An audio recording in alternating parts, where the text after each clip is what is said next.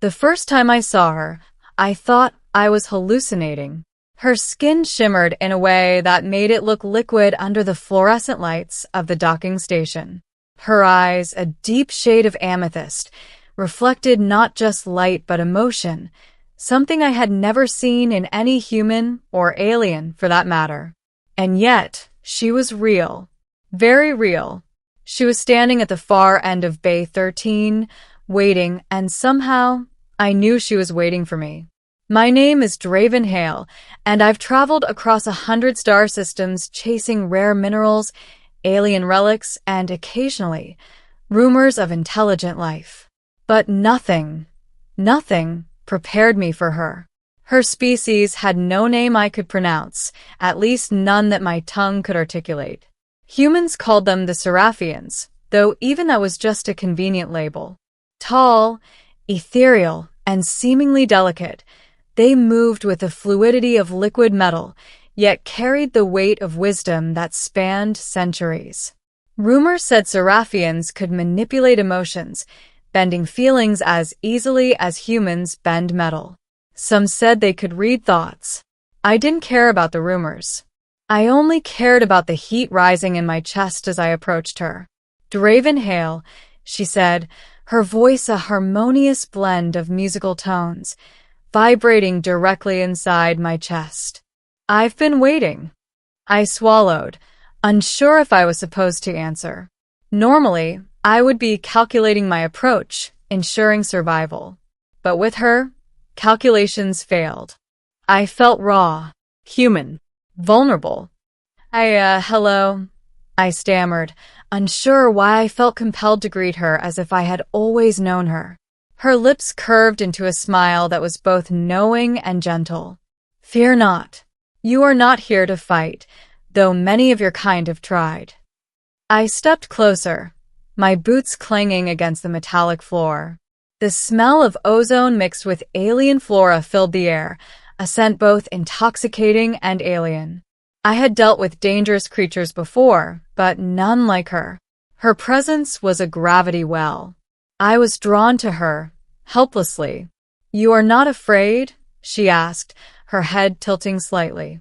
The angle made her neck shimmer in a cascade of light. Afraid? I tried to sound confident, but my voice cracked. No. Not really. She laughed, a sound like wind chimes dancing in the rain. And then she did something I never expected. She reached out. Her fingers were long, delicate, glowing faintly at the tips. She didn't touch me, at least not fully, but the air between us seemed to sizzle, charged with something I could not name. You have a rare quality, she said softly, almost to herself. Many fear me, many desire me.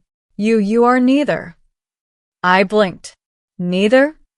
Yes, she whispered, stepping closer. Her eyes bore into mine. And that is why I am here. I had to know. Here? For me? Her smile widened, and I felt my knees weaken. Yes. You will understand soon enough. The next few days were surreal. She guided me aboard her vessel, a ship unlike any I had ever seen. The hull seemed alive, pulsing with light. Rooms shifted and changed shape depending on need. Floors rippled underfoot like water. And everywhere I looked, she moved with a grace that made me feel clumsy and exposed. She did not speak often, yet when she did, her words resonated with a power I could feel deep in my bones. One evening, we were in the observation deck, floating high above a gas giant whose storms painted the sky in violent streaks of orange and purple. You are not like the others, she said, staring at the swirling storms below. You feel, but you do not manipulate. You observe, yet you do not dominate.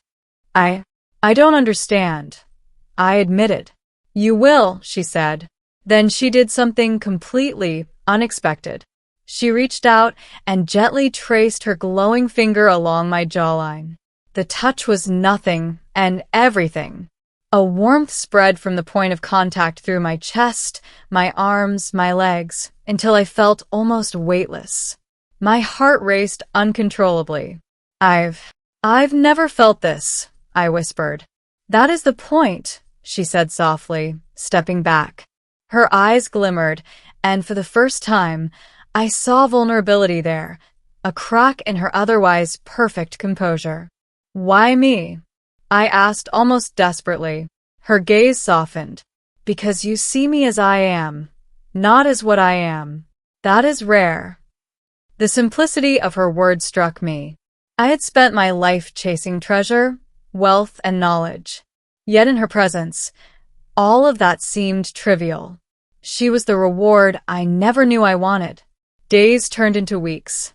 She taught me things I had never imagined. Not about science, not about alien civilizations, but about connection. The Seraphians, she explained, were an ancient species capable of sharing emotions directly. They could melt the walls around a being, revealing their true selves. Most humans were too chaotic, too volatile. But I was different. One night, as we floated above the rings of a frozen planet, she finally asked the question I had been avoiding. Draven, are you ready? Ready for what? I asked, though I had a feeling I knew. To truly connect, she said. To let me in. I froze. The thought of exposing every hidden fear, every suppressed desire, every part of myself to a being so powerful was terrifying. And yet I realized I wanted nothing More. I think so, I whispered. She smiled, stepping closer. This time, she did touch me fully. The moment her hands made contact, it was as if my soul ignited. Memories, dreams, fears, and hopes, everything spilled outward, mingling with her being. I felt her essence intertwine with mine, a dance of light and emotion that left me dizzy. And then I felt her reaction. It was subtle at first, a shiver running down her spine, her luminescent skin flickering as if a storm had erupted inside her. I panicked. Did I hurt you? I asked. No, quite the opposite, she breathed, her voice trembling. You are melting me. I blinked. Melting you? Yes, she whispered. I've never felt so human. So exposed. You've done what no one else could. You've reached the core of me. The thought that I, just a human, flawed and finite, had made an ancient, nearly omnipotent being like her feel vulnerability was staggering. I laughed nervously, half in disbelief, half in awe. She stepped closer, wrapping me in a glowing embrace. I expected to manipulate, to test, to control, she admitted. But you simply were. And that is more powerful than anything I have known. I didn't do anything, I whispered, heart pounding. I just wanted to know you. Her laugh was soft, melodic, and her fingers traced patterns along my arms that made my skin tingle. That is exactly why. Because you did not try to impress, to deceive, or to dominate. You were honest. And in that honesty, you've broken me open. I couldn't help but smile. So, melting isn't bad. Not at all, she said. It's perfect. The days after that became a symphony of exploration, of each other, of distant worlds, and of emotions I had never dared to name. She taught me to feel without fear, to embrace vulnerability. I taught her to laugh at absurdity, to enjoy chaos, to see beauty in imperfection. But as with all stories of power and connection, there was a price. Other Seraphians began to notice her change. Rumors spread through the cosmic network that an ancient being had been compromised. Some approached us curious, some with malice. And one day, a Seraphian elder confronted us aboard the ship. You've altered her, the elder accused, its voice like shattering glass. You cannot hold what you do not understand. I stepped forward, fearless now. I don't want to hold her. I want to be with her. To share, not control. The elder paused, studying me. Then, surprisingly, it nodded. Then perhaps this is the evolution we feared. The merging of human and Seraphian hearts. Be cautious. It will not be easy. I glanced at her. She smiled, her skin softly glowing. I am ready, she said. Because of you. The realization hit me like a meteor strike. I had not only made her melt emotionally, I had reshaped the boundaries of her species' understanding. Together, we were rewriting rules older than most stars. The final moment came unexpectedly. Floating in orbit around a newborn star, she turned to me. Her skin shimmered with golden light, her eyes reflecting the blazing fires of the sun.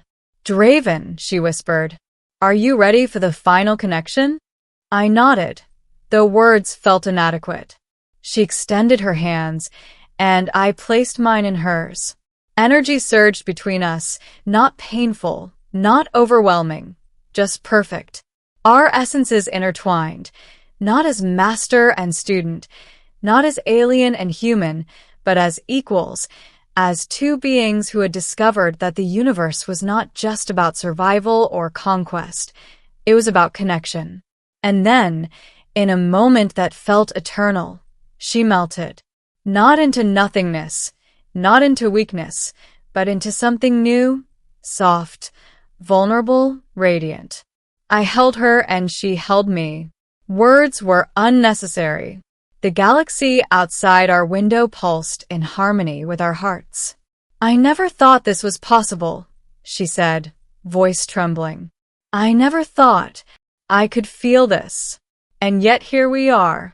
Because of you. I smiled, heart pounding, knowing that the impossible had been made real. Then let's make the impossible our life, I whispered. She laughed, a sound that would echo through my soul forever. Yes. Let's. And as the light of the newborn star bathed us in warmth, I realized something profound. I had not only made the alien woman melt, I had discovered the ultimate truth of connection, vulnerability, and love. The universe was vast. But in that moment, nothing mattered except the being in my arms and the truth that we had become something extraordinary together.